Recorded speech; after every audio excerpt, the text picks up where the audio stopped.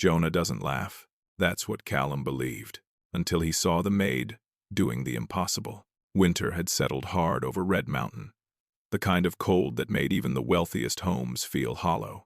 Inside the Cardone estate, silence ruled every room. Callum Cardone had learned to live with that silence. He worked around it, breathed through it, pretended it didn't hurt. But nothing pierced deeper than the quiet coming from his only son. Jonah hadn't laughed in almost a year. He barely spoke, barely played, and every specialist Callum brought into the house left with the same helpless expression. No one could reach the boy, not since the night his mother, Rosemont, disappeared from their lives like a breath swallowed by winter. So when the house manager suggested bringing in a maid, not a therapist, not a nanny, Callum barely paid attention.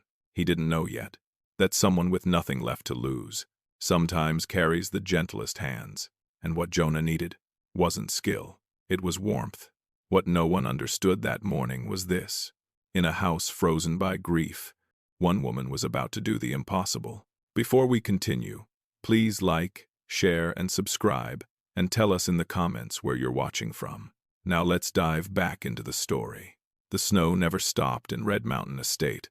It fell like ash over the towering pines and buried the Cardone mansion in a silence so heavy, even the wind dared not howl. Beneath the white canopy, the house sat like a sleeping monument, grand, expensive, and aching. Inside, it was colder than the mountain air. Jonah hadn't laughed in 311 days. The number was etched in Callum's mind like a scar. He had stopped counting at first, convinced it was just grief's timing, a child's slow adjustment. But when winter arrived and laughter still hadn't, the silence began to take on a life of its own. It sat between them at breakfast. It followed them from room to room. It pressed against the walls like something waiting to break through. Callum walked carefully through the house. He barely let his shoes tap the marble. Eye contact with Jonah was fleeting, accidental. Words were used sparingly, always soft, always measured. Jonah didn't respond to words anyway. Not anymore. The boy avoided touch, flinched from it. His toys sat untouched in the sunroom trains that never moved, blocks still in their boxes. He didn't scream, didn't throw tantrums. But the quiet he wore was heavier than rage, and on every hallway wall, her face, Rosemont Cardone, captured in golden frames, smiling, warm, and forever unreachable. The photos were subtle altars, soft reminders of what the house used to hold, what it lost the day she went away. That winter alone, Callum had hired and fired 3 nannies. One lasted 2 weeks. Another quit mid-shift. The last left crying, muttering something about a house too heavy to breathe in. But the house manager, Clara Denholm, stood firm. "There's one more," she said gently, standing in the study with snow still clinging to her boots. "Not a nanny, a maid, but she listens." Callum stared at her, unsure whether to scoff or hope. "We've tried professionals, Clara, and they came with answers," she replied. "Maybe what he needs is someone who doesn't." Naomi Davies arrived the next morning. Her uniform was pressed, but her eyes carried a weariness that couldn't be ironed out. She said little, but her gaze moved with quiet intelligence. She studied things, not judged them. She didn't smile too quickly, didn't pretend to know Jonah. She just stepped inside the house like someone who had heard pain before and didn't flinch at its silence. Jonah didn't greet her. He didn't wave. He didn't speak. But behind the cracked door of the upstairs playroom, he watched her. A tiny sliver of his face visible through the opening one eye, part of a curl, a small breath against the wood. And Naomi, kneeling to pick up a toy giraffe from the carpet, paused. She didn't look up, didn't turn toward the door.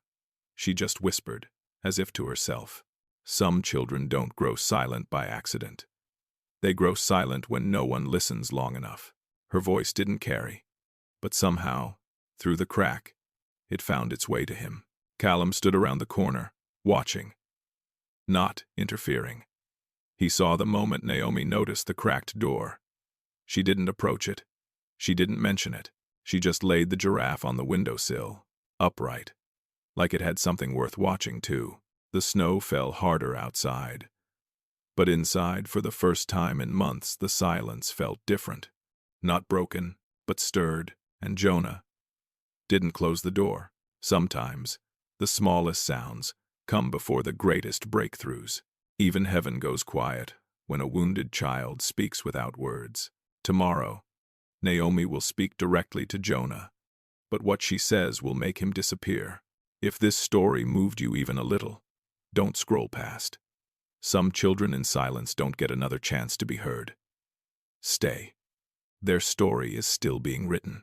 The afternoon light filtered through Jonah's bedroom window like melted gold, soft, slanted, and slow-moving, as if the day itself was afraid to speak too loudly. Naomi stepped inside without knocking, not because she meant to intrude, but because the house already asked for silence. She respected it, matched its stillness. She didn't expect an answer from the boy sitting on the far end of the bed, knees to his chest, chin tucked down. She didn't need one. With a quiet breath, Naomi began to clean, not the way others had. She wasn't scrubbing away dust. She was brushing away fear. Her movements were gentle, almost tender. A folded blanket here, a straightened pillow there. She didn't direct words at Jonah. She just spoke near him. "I once knew a room that didn't want anyone in it," she said softly, lifting a sock from the floor. "But sometimes, even rooms just need to be seen." No answer. She smiled to herself, then deliberately sat on the floor. Cross-legged, small, low, safe. Her eyes didn't chase Jonah's, they waited. Quietly. Patiently. And then it happened. A teddy bear slipped off the side of the bed, landing softly on the rug with a dull thump. Jonah looked down, hand twitching. He reached halfway, but froze. Naomi noticed. She didn't speak. She simply slipped off her shoe, balanced the bear on the toe, and gave the tiniest wiggle. The bear bounced gently left, right, left. She hummed a little rhythm. Not a song, just a heartbeat. Jonah blinked, watched, didn't move at first. Then slowly, carefully, he slid off the bed, crawling just a little closer. Not toward her, just in her direction. Naomi didn't react. She placed the bear gently in her lap, gave it a nod like it had done something brave, and leaned back. Then, in the quietest display of silliness, she flopped backward onto the floor. A tiny puff of air escaped her lips. Oof. Not loud. Just light. Jonah stared, and smiled. It was small, hesitant, but it was there. And then just like that, a sound burst from his chest. Foreign. Pure. He laughed. It wasn't loud. It wasn't long. But it echoed like thunder in a house that had forgotten how to hear joy. Naomi's eyes welled up. She laughed too, overwhelmed, her body still on the floor as Jonah climbed onto her legs without hesitation. He sat on her knees like they were the safest mountain in the world, giggling with a lightness that didn't belong in this house but insisted on being there anyway.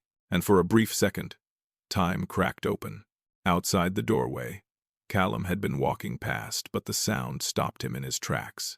He froze, hands clasped, eyes wide, mouth parted, stunned. It had been almost a year. He hadn't heard Jonah laugh since Rosemont collapsed. He didn't dare move, didn't dare breathe. Inside the room, Naomi looked up and met his gaze, not startled, not proud, just steady, as if to say, "This is what tenderness can do." Callum whispered, "How did you do that?" But Naomi didn't answer.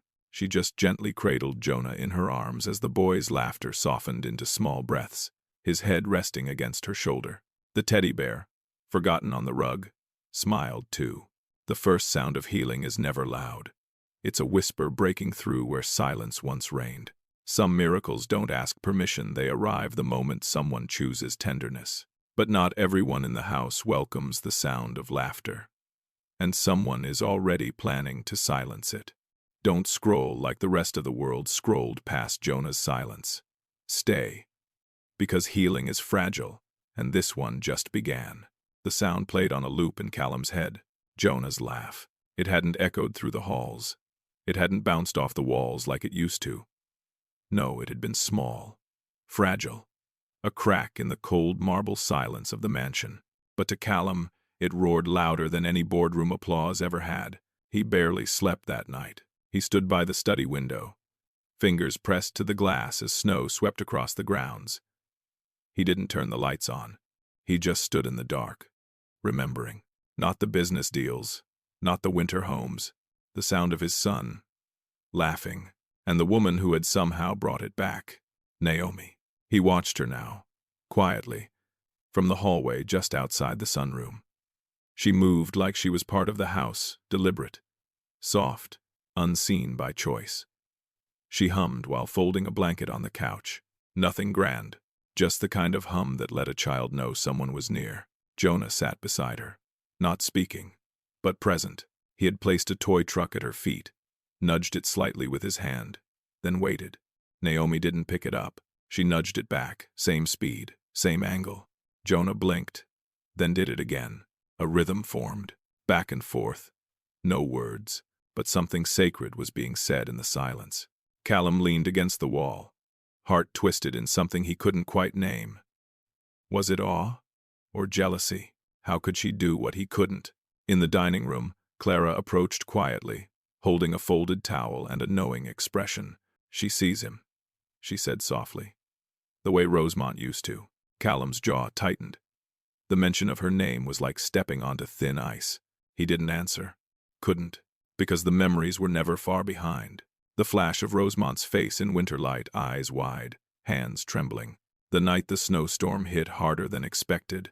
The sound of Jonah screaming as the front door slammed and the paramedics came. The white sheet of snow that swallowed her silhouette. The silence that swallowed everything after. He rubbed the back of his neck, turned away.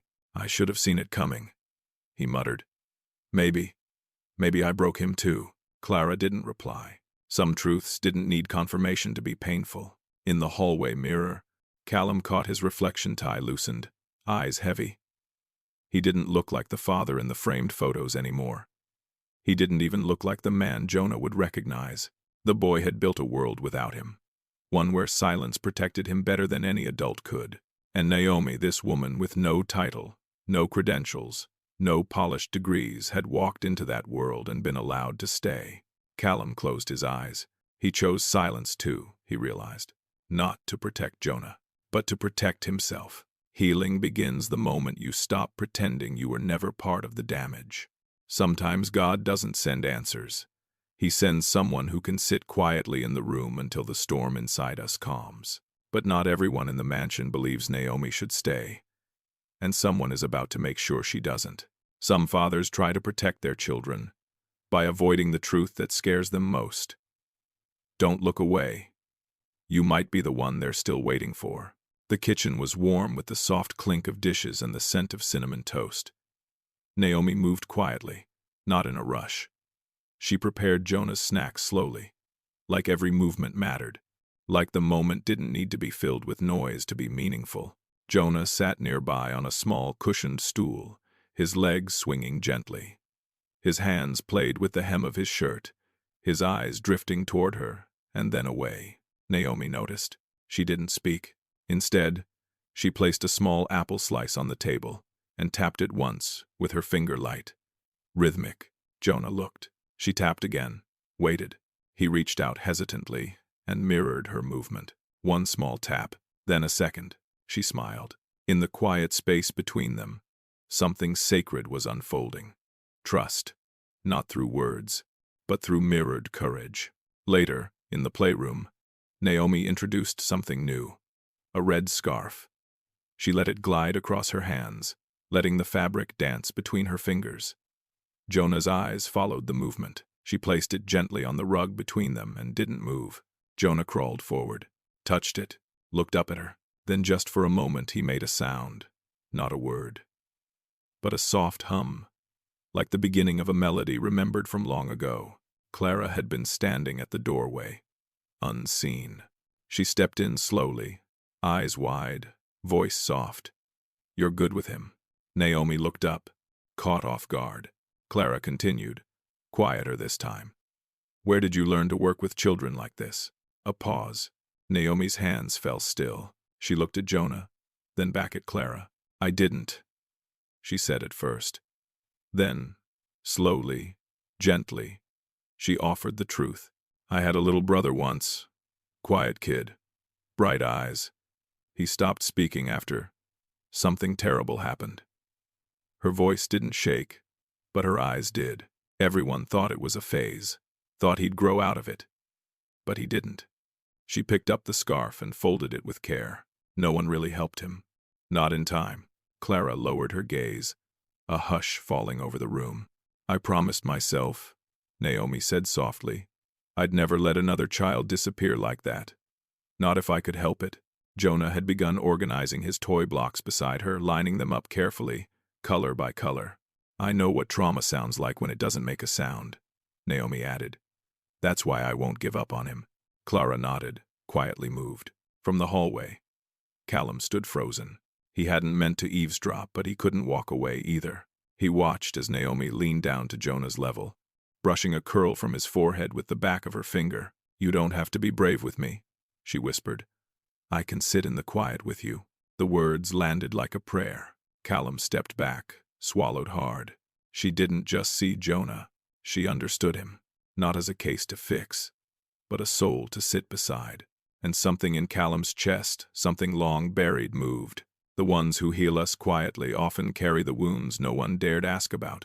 God often sends wounded healers, those who speak the language of pain because they've lived it. But as Naomi's bond with Jonah grows, someone begins watching her closely, and their motives are not kind. She didn't save her brother, but she's trying to save Jonah. Some children don't get second chances. Don't look away now. The snow was falling again, soft, relentless, and quiet. But inside the mansion, the silence was beginning to crack. Naomi stood in the upstairs hallway, just outside the study. The report from Dr. Mara Ellington, a leading trauma specialist, rested in her hand, printed and underlined. She had spent the last week observing, logging behaviors, confirming what she already knew in her bones. Jonah's silence wasn't just grief, it was trauma. Dr. Ellington had read Naomi's notes and confirmed it. This wasn't a developmental delay. It was a response to something Jonah had seen, felt, lost. Naomi took a breath, then stepped into the study.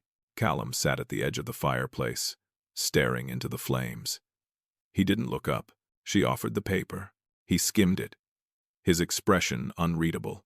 I think, Naomi began carefully, Jonah may need trauma-focused therapy, not just structure or routine, someone trained to help him process what he can't say yet.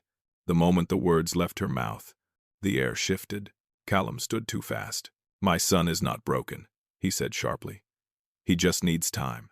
Naomi's lips parted, but no sound came. Not yet. Callum's voice rose. You've been here what? Weeks? And now, you're diagnosing him? I'm not diagnosing, she said quietly.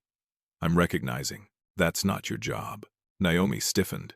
Pain flickered across her face like lightning behind clouds. I had a brother, she said, voice trembling. He went silent, too, after something awful. Everyone thought time would heal him. Callum turned away. No one listened, Naomi continued. They just waited. And while they waited, he faded. I won't wait again. Silence is not healing. It's hiding. That sentence hit like a blade. Callum turned, eyes hard. You don't get to talk about my son like that. I'm not talking about him, Naomi said. I'm fighting for him. His jaw clenched. Then you've fought enough, he snapped. Pack your things. You're done here. The room fell breathless. Naomi's mouth opened, but nothing came. She turned, walked out without another word. By the time she reached the front door, her heart was pounding. Her hands shook. The snow hit her like it had been waiting to catch her fall. Behind her, upstairs, a scream shattered the mansion's stillness. Jonah, raw, wild, breaking. The kind of cry that didn't sound like a child, it sounded like a soul unraveling. Clara tried to calm him, but he fought her. Screamed louder, kicked, sobbed, and then he ran to the window, pressed both palms against the glass, cheeks soaked, mouth open in a silent wail. Naomi turned around in the snow just in time to see him. He banged once, twice, and she dropped to her knees. She sobbed openly now, not caring who saw. Not the staff, not Callum, not the sky. Because some bonds aren't made in resumes or background checks. They're made in moments.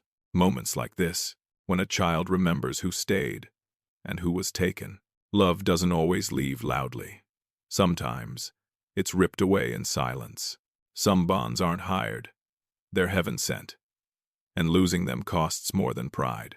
But snow doesn't bury what the heart remembers, and Jonah won't let Naomi vanish without a fight. He didn't cry when she entered, but he's screaming now that she's gone. If that doesn't say everything, what does? The snow was falling again, slow and steady, blanketing the roads to Denver's quiet outer suburbs. The sky was pale, heavy with silence.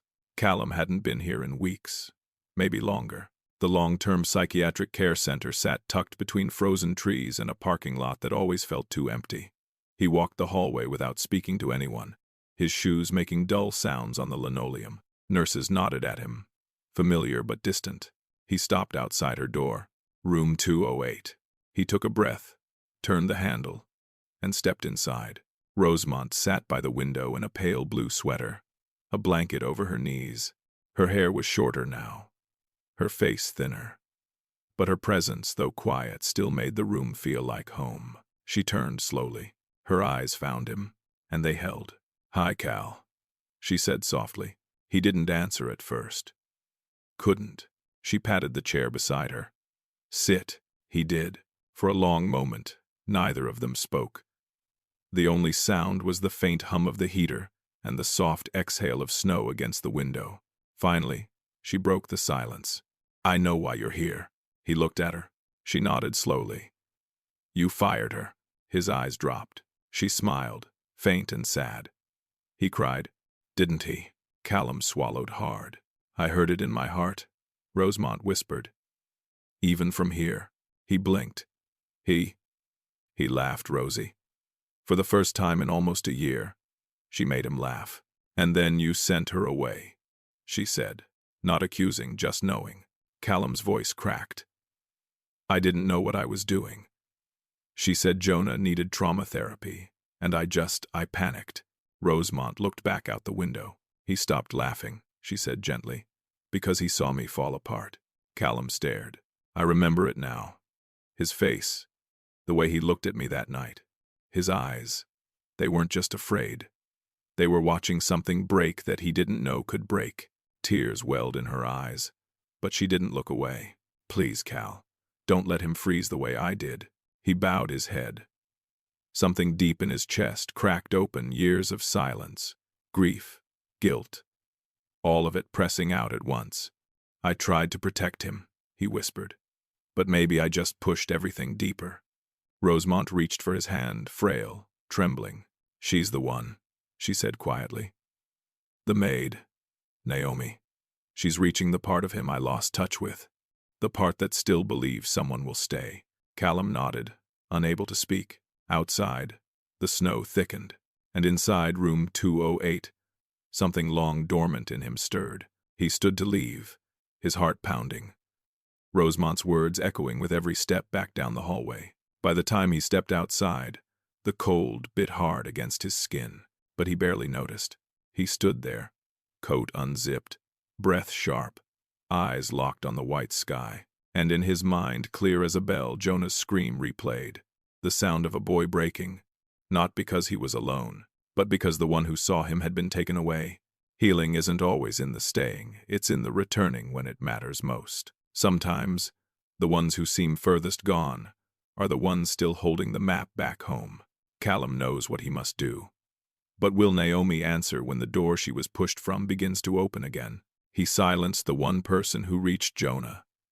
Now he's standing in the cold, praying for a second chance. If you've ever needed one, don't walk away now. The snow had softened by early evening, falling in gentle drifts that melted before they reached the ground. It was the kind of snowfall that felt more like a hush than a storm. Quiet, reverent, almost forgiving. Callum stood outside Naomi's apartment, coat unbuttoned, scarf forgotten. The building was modest, nestled behind a row of evergreens dusted in white. He stared at her door for a long time before he knocked. When Naomi answered, she didn't look surprised. She looked tired. Still, she held the door open, waiting. Callum lowered his gaze. I came to say I was wrong. Silence. He looked up slowly. I shouldn't have fired you. I was scared. You spoke the truth, and I didn't want to hear it. Naomi didn't respond at first. Her hand rested on the doorframe like it was the only thing keeping her upright. I wasn't trying to take over, she said quietly. I know, he replied. You were trying to help him. When I couldn't, she studied him. The sincerity, the cracks in his voice. Then, with a breath, she nodded. I'll come back, she said. But not for you. He nodded, accepting. For him, she finished. The mansion lights glowed warm against the cold night as Naomi stepped through the front door. And before she could take her second breath, Jonah came running, tiny feet, wool socks sliding across the floor, arms wide and face streaked with tears that had dried hours ago but left their mark. He didn't hesitate. He jumped, straight into her arms. She caught him with a soft gasp, clutching him like she'd never let go again. He buried his face into her neck and held on. No sound. Just small hands gripping tightly, as if anchoring himself to the only safe place he knew. Callum stood back in the hallway, watching, not interfering, just learning. Naomi resumed her gentle routines in the days that followed. Folding blankets, humming while slicing apples, giving Jonah space when he needed it, and anchoring him when he didn't. Her presence didn't fill the house, it steadied it, and Jonah responded. He stayed close, followed her room to room, sometimes just watching, other times brushing her hand or tapping his toys against her sleeve. Dr. Mara Ellington visited twice a week now, guiding Naomi gently through at-home trauma exercises, always letting Naomi lead. Because she wasn't just the maid anymore. She was the tether. One evening, during a quiet play session by the fireplace, Jonah stacked blocks slowly. Naomi sat beside him, not directing, just matching his rhythm. He paused, looked at her, and whispered, barely audible, Mama? The sound stopped time. Naomi's hands froze mid-air. Her eyes welled instantly, throat tight. She blinked. Slowly. He wasn't confused. He knew what he'd said. He just didn't have another word for what she was to him now. Callum stood in the doorway, heart pounding. The word landed inside him like a weight and a balm all at once. He turned away, not out of shame, but because some moments are too holy to witness. Sometimes the ones who save us don't come in with answers. They come in and stay when we break. Healing doesn't always come through the people we expect. It comes through the ones heaven handpicks to stay when others leave. No dramatic ending. Just a boy in the arms of someone who stayed and called him back to life. One whisper at a time. The trail was dusted in fresh snow, untouched except for the soft tracks behind them. 3 sets. One large, one small, and one that stayed just close enough to keep the others warm. The sun was lowering behind the maroon bells, casting golden streaks across the icy lake below. The world was still, as if even the mountains had paused to listen. Jonah walked between them now, his small, gloved hand wrapped tightly in Naomi's. He didn't flinch at the crunch of snow. He didn't shrink from the wind. He walked with quiet confidence, sometimes humming under his breath, like joy was finally something he could carry again. Callum walked a few paces behind them, his breath visible in the cold. His smile was soft, unguarded. It was the first one he hadn't had to force in almost a year. They reached the edge of the overlook where the frozen lake shimmered below. The mountains stood in quiet reverence. The sky began to blush, streaked with rose and lavender colors that looked like hope. Jonah let go of Naomi's hand only to stretch both arms upward. She lifted him easily, spun once, and his laughter echoed over the snow like a bell in a quiet chapel. Callum watched, his eyes full. He walked to stand beside them. You brought my boy back, he said softly to Naomi. She didn't answer with words. She didn't need to. Jonah wrapped his arms around her neck, nuzzling his face into her scarf. She kissed the top of his head and held him a little tighter. Across the distance, far beyond the trees, The faint lights of Rosemont's care facility glowed through the blue shadows. No longer a looming absence, just a presence gently held from afar. Callum looked toward them, heart stilled by something deeper than words. She wasn't gone. Not really. Some love doesn't vanish. It just moves to the background, like music behind a more tender scene. Jonah tugged Naomi's sleeve and pointed at the mountain sky. A snowflake drifted onto his mitten. He giggled again, watching it melt, and in that moment, something ancient inside all three of them let go. The cold hadn't left, but it no longer owned them. They stood together, wind brushing against their coats, the frozen lake behind them, and a long road ahead. But it didn't feel heavy now. It felt open, quiet, holy. Winter doesn't end all at once. It melts slowly, the way broken hearts learn to breathe again. Some stories don't need to shout to change us. They just need to remind us how deeply silence can be healed. Some children return to laughter only because someone refused to leave their silence behind. If stories like this remind you why compassion matters, then don't walk away.